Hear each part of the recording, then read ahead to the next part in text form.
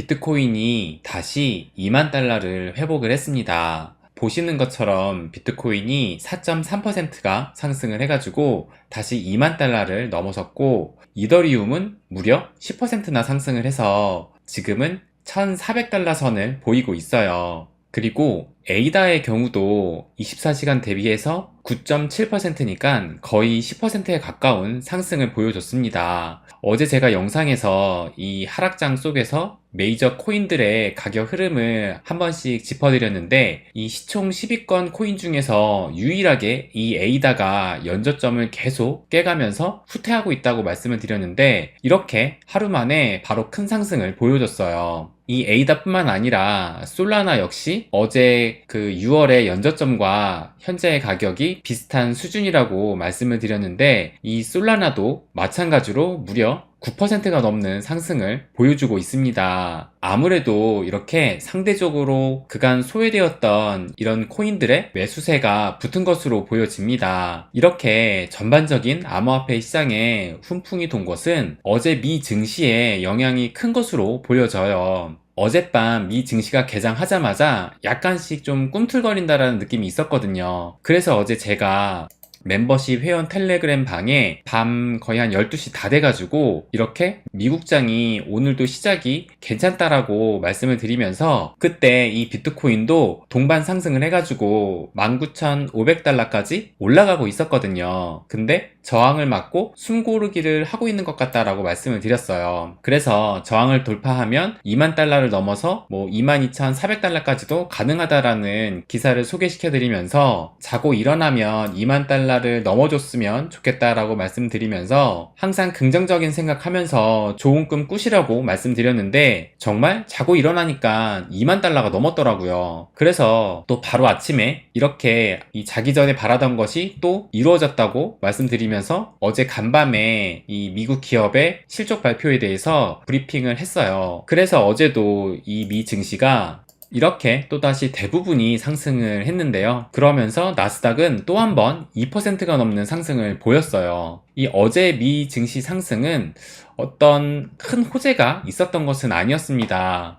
이 기사만 봐도 뉴욕 증시 3일 연속 상승세, 국제금리 하락 여파라고 하면서 이 뉴욕 증시의 상승세를 국제금리 하락으로 볼 정도로 어떻게 보면 이 상승의 이유를 갖다 붙인 것처럼 보입니다. 물론 국채금리의 하락의 영향도 컸겠지만, 저는 이 장 시작 전에 이루어진 기업의 실적 발표가 투자 심리에 영향을 줬을 가능성도 크다고 생각을 합니다. 어제 장이 시작하기 전에 보시는 것처럼 이 GM과 워런 버핏이 좋아하는 이 코카콜라가 실적 발표를 했는데요.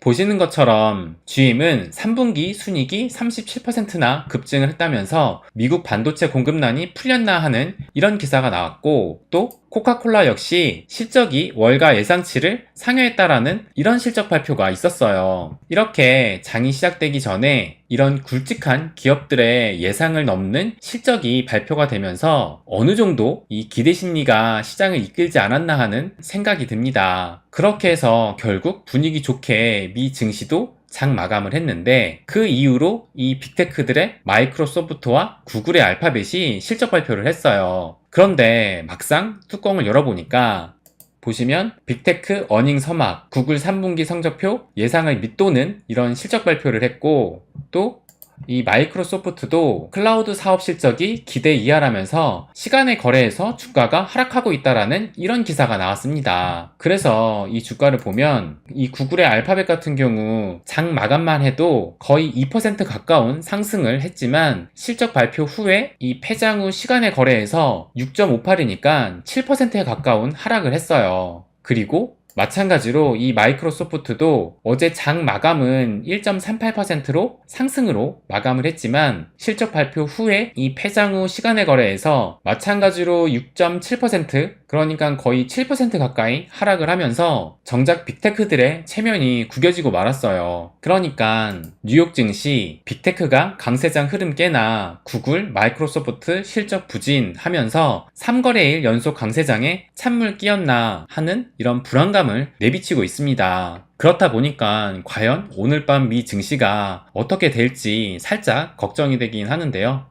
이미 지금 보시는 것처럼 미국의 선물시장에서 다우존스, S&P 500, 나스닥이 모두 하락하고 있어요. 특히 나스닥 같은 경우가 2% 가까이 하락을 하고 있어서 좀 불안한 게 사실인데, 하지만 이 빅테크들의 실적 발표가 아직 끝나지는 않았습니다. 전 세계 시총 1위의 애플과 또 인터넷 쇼핑 공룡으로 불리는 이 아마존이 목요일 장 마감 후에 또 실적이 발표가 돼요. 애플 같은 경우는 얼마 전에 이 아이폰 14의 출시로 긍정적인 실적을 예상하는 전문가들도 있기 때문에 기대해 볼 만하다고도 생각이 듭니다. 그리고 이 빅테크들의 마지막 실적 발표를 한 그 다음 날인 28일 이 금요일에 어떻게 보면 또 큰 이벤트가 있는 날입니다. 크게 두 가지가 있는데요. 바로 연준이 기준으로 삼는 물가지표 이 개인 소비 지출 PCE가 28일 밤 9시 밤에 발표가 됩니다. 그런데 이 연준의 FOMC가 바로 그 다음 주에 열려서, 여기를 보시면 우리나라 시간으로 11월 3일 새벽 3시에 이때가 목요일이거든요. 이날 금리가 결정이 나게 돼요. 그러니까 금리가 결정되기 전에 마지막으로 발표되는 물가지수가 바로 이 PCE 물가지표인데, 그만큼 연준에게 미칠 영향도 큰 만큼 중요하다고 생각이 듭니다. 그런데 문제는 보시는 것처럼 지난달에 예측치가 4.7%였는데 실제로는 4.9가 나왔어요. 지난달에도 예측치보다 0.2%포인트가 더 올라갔던 겁니다. 그런데 이번 달 예측이 5.2%예요. 그러니까 이 예측치만 봐도 지난달보다도 0.3%포인트가 더 상승한 것이고, 지난달처럼 예측치보다 높게 나오기라도 한다면 진짜 이것은 시장에 충격을 줄 수도 있다고 생각이 듭니다. 결국 이 예측치만 봐도 아직도 인플레이션이 쉽게 잡히질 않고 있다고 판단할 수가 있는 것이고, 가뜩이나 이 파월이 요즘 인플레이션을 반드시 잡겠다고 의지를 피력하면서 이 80년대의 볼커를 자꾸 떠올리게 하는데, 이 연준의 금리 결정이 이렇게 인플레이션이 꺾이지 않는다면 이 연준으로서는 더욱더 매파적으로 나올 가능성도 꽤 높아진다고 생각이 듭니다. 그래서 이 오늘의 상승도 마냥 기뻐할 수는 없는 것 같아요. 그리고 제가 또 하나의 이벤트가 이 28일에 있다고 말씀을 드렸는데, 그것이 바로 이것입니다. 이게 뭐냐면 이 법원이 일론 머스크에게 2022년 10월 28일 오후 5시까지 트위터 인수 거래를 완료하라라는 법원의 명령문이에요. 오늘이 26일이니까 이제 일론 머스크가 트위터 인수까지 이틀 정도 남은 것입니다. 그래서 이 발등에 불똥이 튄 일론 머스크가 인수 자금을 모으기 위해서 여기저기 돈을 빌려달라고 하고 있고, 그걸 미래에셋이 덥석 물어서 3천억 원을 투자하겠다고 한 거예요. 이 머스크가 트위터를 인수하는 비용이 총 440억, 그러니까 우리나라 돈으로 64조 원 정도 되는데, 그 중에서 3천억 원, 그러니까 2억 달러가 채 못되게 참여를 하는 겁니다. 그러니까 우리 입장에서는 이 3천억 원 하면 엄청 큰 돈으로 보이지만 총 인수 비용 440억 중에 2억 달러가 채 안 되는 거니까 뭐 일론 머스크 입장에서는 그렇게 큰 금액은 또 아닙니다. 그러다 보니까 일론 머스크는 계속 돈이 부족하니까 머스크는 당연히 은행을 찾아갑니다.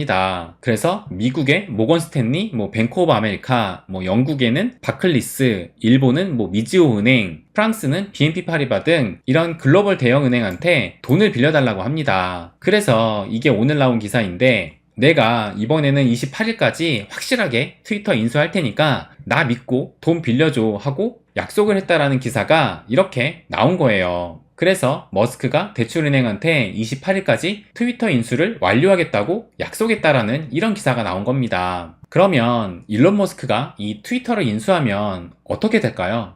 최근에 이 테슬라의 주가가 많이 빠졌어요. 최고점 대비해서는 50%가 넘게 빠져서 반토막이 났고, 이 6월의 연저점도 다시 깨면서 한때는 이 200달러가 무너지기도 했어요. 얼마 전에 실적 발표도 전년 동기보다 2배의 순이익을 얻었음에도 불구하고 이렇게 주가는 많이 빠졌습니다. 이렇게 주가 하락이 컸었던 이유가 아마 이 머스크가 트위터를 인수하려면 그 인수 자금을 마련해야 하는데, 그것을 이것을 테슬라 주식을 팔아서 충당할 것이라는 이런 불안 심리가 아마 큰 매도 압력으로 작용을 했을 거예요. 그런데 28일에 일론 머스크가 트위터 인수를 완료를 하게 되면 어떻게 될까요?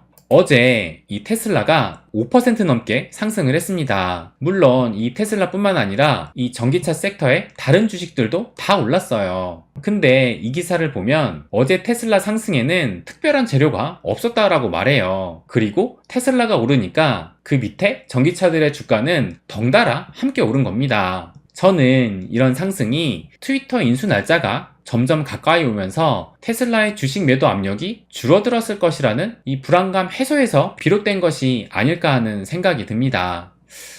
아무튼 이번 주 목요일에는 이 빅테크들의 마지막 실적 발표와 함께 또 금요일에는 인플레이션 지수를 확인할 수 있는 PCE 물가지표가 발표가 되고 또 이 일론 머스크의 트위터 인수를 마무리하는 빅 이벤트가 있습니다.